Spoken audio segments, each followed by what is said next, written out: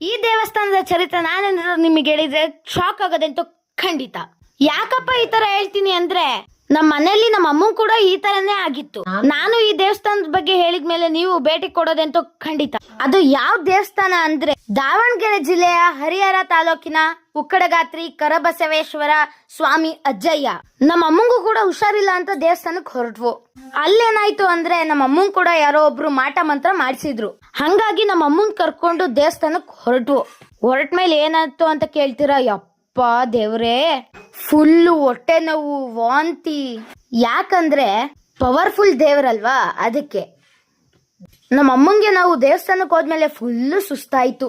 ಅಲ್ಲಿ ಯಾವ್ದೋ ಚಿಕ್ಕ ಪುಟ್ಟ ಆಸ್ಪತ್ರೆಗೆ ಹೋಗಿ ಟ್ರೀಟ್ಮೆಂಟ್ ತಗೊಂಡು ಸ್ವಲ್ಪ ಕಮ್ಮಿ ಆಯ್ತು. ಮತ್ತೆ ತುಂಗಭದ್ರಾ ನದಿಯಲ್ಲಿ ಸ್ನಾನ ಮಾಡಿದ್ಮೇಲೆ ಮತ್ತೆ ಹುಷಾರಿಲ್ದಂಗಾಯ್ತು. ಅಲ್ಲಿಂದ ಹಂಗೋ ಹಿಂಗೋ ಮಾಡಿ ದೇವಸ್ಥಾನದೊಳಗಡೆ ಕರ್ಕೊಂಡೇ ಹೋದ್ವು. ಅಲ್ಲೇನಾಯ್ತು ಅಂದ್ರೆ, ಫುಲ್ಲು ಸುಸ್ತಾಗಿ ದೇವಸ್ಥಾನದೊಳಗಡೆನೆ ಮಲಿಕೊಂಡ್ರು. ದೇವರಿಗೆ ಒಂದ್ ಮೂಟೆ ಪುರಿ ಕೊಟ್ಬಿಟ್ಟು ನಮ್ಮ ಅಮ್ಮಂಗೊಂದು ತಾತಿ ಕಟ್ಸಿ ಅಲ್ಲಿಂದ ಕರ್ಕೊಂಬಂದು ಹೆಂಗೋ ಹುಷಾರಾಯ್ತು. ಯಾಕಪ್ಪ ಅಂದ್ರೆ ಅಲ್ಲಿ ಪ್ರಸಾದನೆ ಕಡ್ಲೆ ಪುರಿ ಮತ್ತೆ ಖಾರ. ನಿಮ್ಮನೇಲೂ ಕೂಡ ಯಾರಿಗಾರು ಆತರ ಆಗಿದ್ರೆ ಆ ದೇವಸ್ಥಾನಕ್ಕೆ ಭೇಟಿ ಕೊಡಿ, ಒಳ್ಳೇದಾಗೋದಂತೂ ಖಂಡಿತ.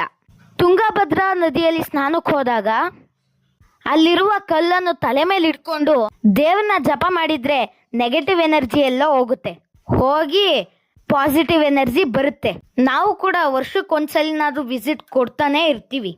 ನೀವು ಕೊಡಿ. ಯಾರ್ಯಾರು ಹೋಗಿದ್ದೀರಾ ಅವರೆಲ್ಲರೂ ನನಗೆ ಕಮೆಂಟ್ ಮುಖಾಂತರ ತಿಳಿಸಿ. ಎಲ್ಲರಿಗೂ ಧನ್ಯವಾದಗಳು. ಇನ್ನೊಮ್ಮೆ ಕೇಳ್ಕೊಂತಿದ್ದೀನಿ, ಯಾರಿಗೆಲ್ಲ ಈ ತರ ಆಗಿದೆ ಅವರೆಲ್ಲರೂ ಹೋಗಿ ವಿಸಿಟ್ ಕೊಡಿ. ಇನ್ನೊಮ್ಮೆ ಧನ್ಯವಾದಗಳು.